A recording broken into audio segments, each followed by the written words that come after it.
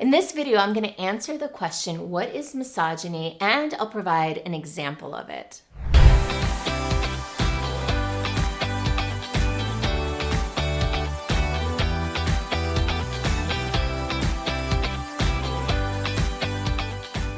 As you may already know, a lot of my clients are women. And we talk a lot about what it's like to be a woman in business, to be a woman entrepreneur.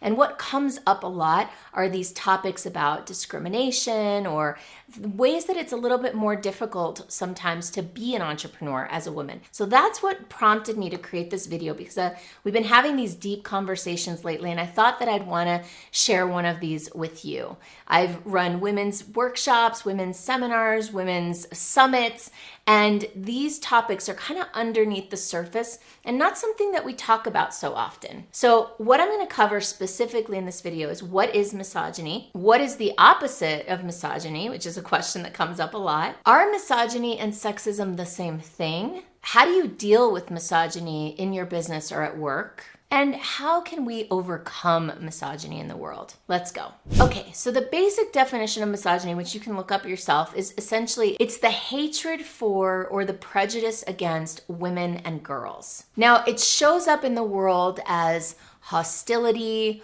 belittling, discrimination, violence against women, abuse of women. There are a lot of different ways that misogyny shows up, but it's basically a very extreme form of sexism. And now a common question that comes up is, what's the opposite of misogyny? And I basically say that that depends on what you mean by opposite. On the one hand, the opposite of misogyny would be something called misandry. And misandry is the hatred of boys or men or little boys. But the opposite also could be conceive of it as, what does it mean to uplift women and girls as opposed to discriminate against them and bring them down? So in some sense, the opposite of misogyny is empowerment and the uplifting of women and girls. So how do you deal with misogyny if it's coming up in your business or in your career, in your work life? Well, there are probably a million different ways, but I'm going to talk about two kind of opposite ways that you could approach this. Now, the first way is that you could fight back. You could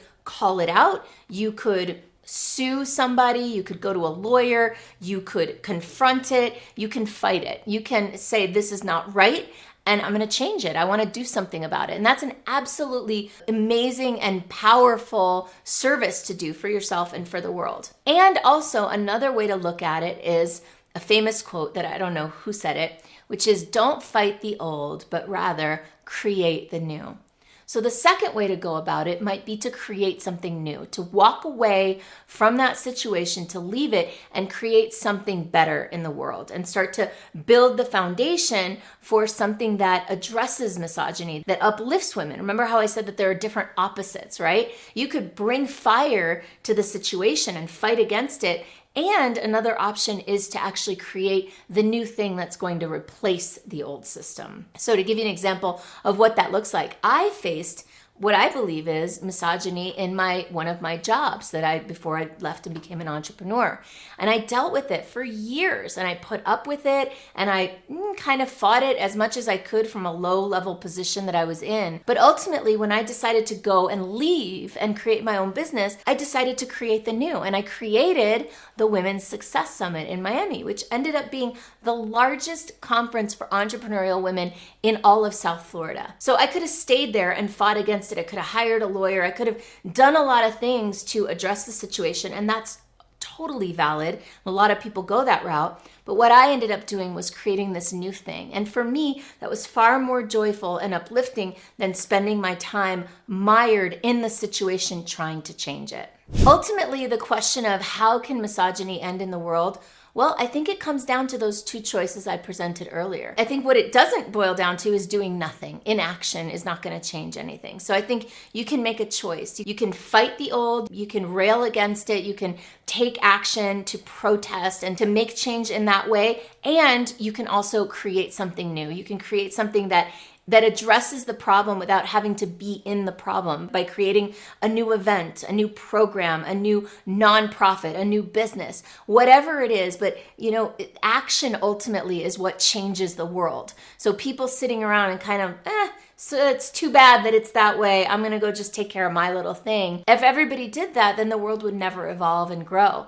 But I think that we're at a point now where, it's been about 10 or 12,000 years. Now I'm going to go into another video I'll record another time, but it's been about 10 or 12,000 years since women really lost their status of equality. If you look back, an argument could be made and has been made that it was the agricultural revolution, the civilization of cultures and farming and gathering in cities and towns that actually brought women down and that changed our status. And what I believe we're seeing right now is we're in a zeitgeist, right? It's an era of change where women are rising up. They're becoming empowered. They're taking charge. They're taking responsibility. We are taking responsibility. We are taking action, and things are naturally shifting. So there's a natural evolution towards greater equality for women. That, governments are investing in women. Entities, corporations are investing in helping women be able to have integration with work and life. Like,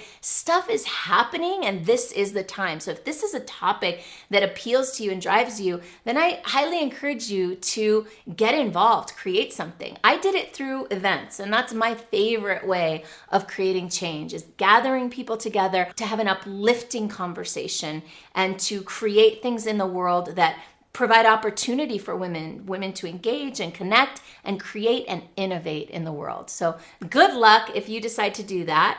And if you're considering, if you want to do something like that and you're not really sure how or what to do, then I highly recommend checking out my playlist. I have a playlist full of different ideas for how to do women's empowerment events and coaching. I'm really passionate about it, so enjoy and good luck. And lastly, I want to invite you to consider something that my mentor always says. She talks about energy, and she says that the energy from which you create guides and determines the energy of what you create. So in the world of fighting against something, what often happens is that we are running the energy of anger and blame and complaint. And when we are running that energy through our system, when we're angry and complaining and blaming, then that's often what we end up creating more of. And that's really not what we want to create in the world of empowerment of women. So just something to consider, that if you come from the energy of innovation